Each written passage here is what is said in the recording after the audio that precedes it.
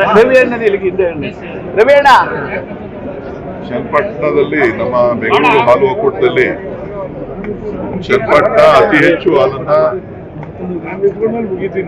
ಕ್ಷೀರ ಕ್ಷೇತ್ರದಲ್ಲಿ ಕೊಡ್ತಾ ಇರ್ತಕ್ಕಂಥ ಒಂದು ತಾಲೂಕು.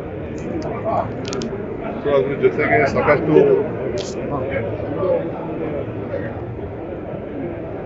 ಸೌಲಭ್ಯಗಳು ಇಲ್ಲಿ ಹಿಂದಿನಿಂದನೂ ಕೂಡ ನಡ್ಕೊಂಡು ಬಂದಿದೆ. ಇವತ್ತು ಎಲ್ಲ ನಮ್ಮ 3 ಜಿಲ್ಲೆಯ ನಾಯಕರು ನನ್ನನ್ನು ಅಧ್ಯಕ್ಷನಾಗಿ ನೇಮಕ ಮಾಡಿದ ಮೇಲೆ ನಾವೆಲ್ಲರೂ ಕೂಡ ಸುಮಾರು 14 ಜನ ಏನು ಒಕ್ಕೂಟದ ನಿರ್ದೇಶಕರಿದ್ದೀರಿ, ಎಲ್ಲರೂ ಕೂಡ ಒಗ್ಗಟ್ಟಾಗಿ ಪಕ್ಷಾತೀತವಾಗಿ ಈ ಒಕ್ಕೂಟದ ಬೆಳವಣಿಗೆಗೆ ಯಾವ ರೀತಿಯಾಗಿ ಕಾರ್ಯಕ್ರಮವನ್ನು ರೂಪಿಸಬೇಕು, ಜೊತೆಗೆ ರೈತರಿಗೆ ಮತ್ತು ಗ್ರಾಹಕರಿಗೆ ಇಬ್ಬರ ಹಿತವನ್ನ ಯಾವ ರೀತಿ ಕಾಪಾಡಬೇಕು ಅನ್ನೋದ್ರ ಬಗ್ಗೆ ಸಾಕಷ್ಟು ಚಿಂತನೆಗಳನ್ನು ಮಾಡಿದ್ದೇವೆ. ಸೊ ಹಾಗಾಗಿ ಇವತ್ತು ಅಧಿಕಾರಿ ವರ್ಗ ಮತ್ತು ಆಡಳಿತ ಮಂಡಳಿ ಏನು ಪ್ರಾಥಮಿಕ ಹಾಲು ಉತ್ಪಾದಕರ ಸಹಕಾರ ಸಂಘ ಇವರೆಲ್ಲರ ಸಲಹೆಗಳನ್ನ, ಅವರೆಲ್ಲ ಮಾರ್ಗದರ್ಶನವನ್ನ ಪಡಿಬೇಕಾದಂಥದ್ದು ನಮ್ಮ ಕರ್ತವ್ಯ. ಆ ಒಂದು ನಿಟ್ಟಿನಲ್ಲಿ ಇವತ್ತು ಎಲ್ಲ ಕಡೆ ಭೇಟಿ ಮಾಡಿ ಅವರವರ ಸಲಹೆಗಳನ್ನ, ಅವರ ಮಾರ್ಗಸೂಚನೆಯನ್ನ ನಾವು ಪಡಿತಾ ಇದ್ದೇವೆ. ಸೊ ಇವತ್ತು ಚನ್ನಪಟ್ಟಣಕ್ಕೆ ಮಾನ್ಯ ಶಾಸಕರಾದಂಥ CP ಯೋಗೇಶ್ವರ್ ಅವರ ನೇತೃತ್ವದಲ್ಲಿ ಇವತ್ತು ಸಭೆಯನ್ನ ನಾವು ಮಾಡ್ತಾ ಇದ್ದೇವೆ. ನೂತನ ನಿರ್ದೇಶಕರು ಲಿಂಗೇಶ್ ಅವರು ಕೂಡ ಇಲ್ಲಿ ಆಯ್ಕೆ ಆಗಿದ್ದಾರೆ. ಸೊ ಸುದೀರ್ಘವಾಗಿ ಒಂದಷ್ಟು ಚಿಂತನೆಗಳನ್ನ ಮಾಡಿ ಯಾವ ರೀತಿ ರೈತರಿಗೆ ಅನುಕೂಲ ಮಾಡಬೇಕು, ಜೊತೆಗೆ ಇನ್ನೂ ಹೆಚ್ಚು ಹಾಲು ಉತ್ಪತ್ತಿ ಮಾಡಲಿಕ್ಕೆ ಏನು ಕ್ರಮ ತೆಗೆದುಕೊಳ್ಬೇಕು ಅನ್ನೋದ್ರ ಬಗ್ಗೆ ಕೂಡ ಚಿಂತನೆಯನ್ನ ಮಾಡ್ತಾರೆ. ಪರಿಸರ ಸ್ನೇಹಿ ಕವರ್ನ ಬಳಕೆ ಮಾಡಬೇಕು ಅದು ಈಗ ಎಲ್ಲಿಂದ ಇಂಪ್ಲಿಮೆಂಟ್ ಮಾಡ್ತಾರೆ ಸರ್? ಈಗ ಅದನ್ನ ಬೆಂಗಳೂರಿನ ಒಂದು ಭಾಗವನ್ನ ಆಯ್ಕೆ ಮಾಡಲಿಕ್ಕೆ ನಾನು ತಿಳಿಸಿದ್ದೇನೆ, ಯಾವುದಾದ್ರೂ ಒಂದು ಏರಿಯಾದಲ್ಲಿ, ಯಾಕಂದ್ರೆ ಅದು ಕಾಸ್ಟು ಜಾಸ್ತಿ ಆಗುತ್ತೆ. ಸೊ ಹಾಗಾಗಿ ಇದು ರಾಜ್ಯ ಮಟ್ಟದಲ್ಲಿ ತೀರ್ಮಾನ ಆಗಬೇಕು. ಸೊ ಪ್ರಾಯೋಗಿಕವಾಗಿ ಬೆಂಗಳೂರಿನ ಒಂದು ಭಾಗವನ್ನ ನಮ್ಮ ಮಾರುಕಟ್ಟೆ ವ್ಯಾಪ್ತಿ ಇರ್ತಕ್ಕಂಥ ಜಯನಗರ ಅಥವಾ ಆ ಭಾಗ BTM ಲೇಔಟು ಇಲ್ಲ ಯಾವ ಏರಿಯಾ ಸೂಕ್ತ ಆಗಿದೆ ಅನ್ನೋದನ್ನ ನಮ್ಮ ಮಾರುಕಟ್ಟೆಯ ಅಧಿಕಾರಿಗಳು ಅದನ್ನ ಪರಿಶೀಲನೆ ಮಾಡ್ತಾ ಇದ್ದಾರೆ. ಅತಿ ಶೀಘ್ರದಲ್ಲೇ ಅದನ್ನ ನಾವು ಪ್ರಾಯೋಗಿಕವಾಗಿ ಬೆಂಗಳೂರಿನಲ್ಲಿ ಮಾರುಕಟ್ಟೆಗೆ ಬಿಡುಗಡೆ ಮಾಡ್ತೇವೆ. ಒಂದು ಸ್ವಲ್ಪ ನಷ್ಟ ಆಗುತ್ತೆ, ಆದರೆ ಪರಿಸರ ಎಲ್ರಿಗೂ ಕೂಡ ಬಹಳ ಮುಖ್ಯ ಆಗ್ತದೆ. ಆ ಪರಿಸರದ ದೃಷ್ಟಿಯಿಂದ ಅತಿ ಹೆಚ್ಚು ರಾಜ್ಯದಲ್ಲಿ ಪ್ಲಾಸ್ಟಿಕ್ ಉತ್ಪಾದನೆ ಆಗ್ತಕ್ಕಂಥದ್ದೇ ಈ ಹಾಲಿನ ಪ್ಯಾಕೆಟ್ಗಳಿಂದ. ಸೊ ಪ್ರತಿನಿತ್ಯ ಕೋಟ್ಯಾಂತರ ಪ್ಯಾಕೆಟ್ಗಳು ವೇಸ್ಟ್ ಆಗಿ ಎಲ್ಲಂದ್ರಲ್ಲಿ ಬಿಸಾಡುವಂಥ ಸಂದರ್ಭಗಳು ಜಾಸ್ತಿ ಇದೆ. ಅದನ್ನ ಡಿಗ್ರೇಡಬಲ್ ಮಾಡುವಂಥ ಒಂದು ವ್ಯವಸ್ಥೆಯನ್ನ ಮಾಡಬೇಕು ಅನ್ನೋದು ನಮ್ಮ ಚಿಂತನೆ. ಸೊ ಅದನ್ನ ಬೆಂಗಳೂರಿನಲ್ಲಿ ಪ್ರಾಯೋಗಿಕವಾಗಿ ನಾವು ಪ್ರಾರಂಭ ಮಾಡ್ತೇವೆ. ಮಾಡಿ ತದನಂತರ ಅದನ್ನ ಸರ್ಕಾರದ ಮುಂದೆ ಪ್ರಸ್ತಾಪವನ್ನು ಇಟ್ಟು ಸಾರ್ವಜನಿಕರ ವಿಶ್ವಾಸವನ್ನು ಗಳಿಸಿ ನಂತರ ಅದನ್ನ ಮಾರುಕಟ್ಟೆಗೆ ತರುವಂತ ಕೆಲಸ. ಆಲ್ರೆಡಿ ನಾವು ಅರ್ಜಿಯನ್ನ ಕೊಟ್ಟಿದ್ದೇವೆ, ಸ್ಥಳ ಪರಿಶೀಲನೆಗಳು ನಡೀತಾ ಇದೆ.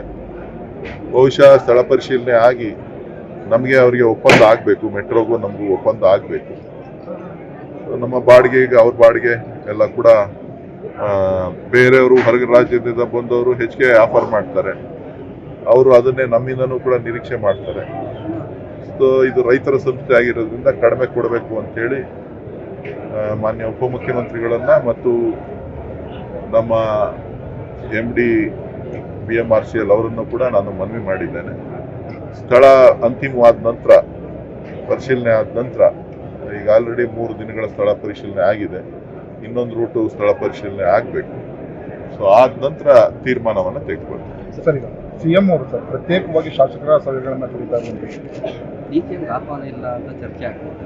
ಆ ಥರ ಏನಿಲ್ಲ. ಮುಖ್ಯಮಂತ್ರಿಗಳಿಗೆ ಸರ್ವೋತ್ತಮ ಅಧಿಕಾರ ಇದೆ, ಪರಮೋಚ್ಚ ಅಧಿಕಾರ ಇದೆ. ಶಾಸಕರ ಸಮಸ್ಯೆಗಳನ್ನು ಆಲಿಸಬೇಕು ಅಂತಕ್ಕಂಥದ್ದು ಮೊದಲಿಂದನೂ ನಡೆಸ್ಕೊಂಡು ಬಂದಿದ್ದಾರೆ. ಈಗ ಪ್ರತ್ಯೇಕವಾಗಿ ಜಿಲ್ಲಾ ಮಂತ್ರಿಗಳ ಜೊತೆ ಸೇರಿ ಅವರವರ ಹಾವಲ್ಲುಗಳನ್ನು ಕೇಳುವಂಥ ಕೆಲಸವನ್ನ ಮಾಡಿದ್ದಾರೆ. ಅದು ನಿರಂತರವಾಗಿ ನಡೀತಾ ಇರುತ್ತೆ. ಯೂರಿಯಾ ಸಮಸ್ಯೆ ಹೆಚ್ಚಾಗಿದೆ ಕೇಂದ್ರ ಸರ್ಕಾರ, ನಾವು ನಮ್ದಲ್ಲ ತಪ್ಪು ರಾಜ್ಯ ಸರ್ಕಾರದ್ದು ಅಂತ BJP ನಾಯಕರು ಯೂರಿಯಾ ಮ್ಯಾನುಫ್ಯಾಕ್ಚರಿಂಗ್ ಮಾಡೋದು ರಾಜ್ಯ ಸರ್ಕಾರ ಅಲ್ಲ ಅಂತ ನಿಮಗೂ ಚೆನ್ನಾಗಿ ಗೊತ್ತು. ಬಿಡುಗಡೆ ಮಾಡಬೇಕಾಗಿರತಕ್ಕಂಥದ್ದು ಕೇಂದ್ರ ಸರ್ಕಾರ ಅದರ ಜವಾಬ್ದಾರಿಯನ್ನು ಹೊತ್ಕೊಂಡು ಅವ್ರ ಮೇಲೆ ಇವ್ರು ಹಾಕೋದ್ ಬದಲು ಇರೋಂಥ ಜವಾಬ್ದಾರಿಯನ್ನು ತಗೊಂಡು ಆದಷ್ಟು ಬೇಗ ರೈತರ ಸಮಸ್ಯೆಯನ್ನ ಬಗೆಹರಿಸತಕ್ಕಂಥದ್ದು ಕೇಂದ್ರದ ಮಂತ್ರಿಗಳ ಮತ್ತು ಆ ಭಾಗದ ಜನನಾಯಕರ ಕರ್ತವ್ಯ. ಆ ಕೆಲಸ ಮಾಡಲಿ. ಈಗಾಗಲೇ ಮುಖ್ಯಮಂತ್ರಿಗಳು ನಡ್ಡಾರವರಿಗೆ, ಕೇಂದ್ರ ಸಚಿವರಿಗೆ ಸುದೀರ್ಘವಾದಂಥ ಪತ್ರ ಕೂಡ ಬರೆದಿದ್ದಾರೆ. ಸೊ ನಮ್ಮೆಲ್ಲ ನಾಯಕರುಗಳು ಲೋಕಸಭೆ ನಡೀತಾ ಇದೆ. ಸೊ ಎಲ್ಲ ಮಂತ್ರಿಗಳು ಅಲ್ಲೇ ಸಿಗ್ತಾರೆ. ಒಂದು ಸಭೆ ಮಾಡಿ ಆದಷ್ಟು ಬೇಗ ಇದಕ್ಕೆ ಬೇಕಾದಂಥ ವ್ಯಾಗನ್ಸ್ ಏನು ಟ್ರೈನ್ ಟ್ರಾನ್ಸ್ಪೋರ್ಟೇಷನ್ ವ್ಯಾಗನ್ಸ್ ಏನಿದೆ ಅದನ್ನು ಕೂಡ ಕೊಟ್ಟು ಎಲ್ಲೆಲ್ಲಿ ಪ್ರೊಕ್ಯೂರ್ಮೆಂಟ್ ಎಲ್ಲೆಲ್ಲಿ ಡಿಮ್ಯಾಂಡ್ ಇದೆ ಆದಷ್ಟು ಬೇಗ ನೀಗಿಸ್ತಕ್ಕಂಥ ಕೆಲಸ ಮಾಡಬೇಕು.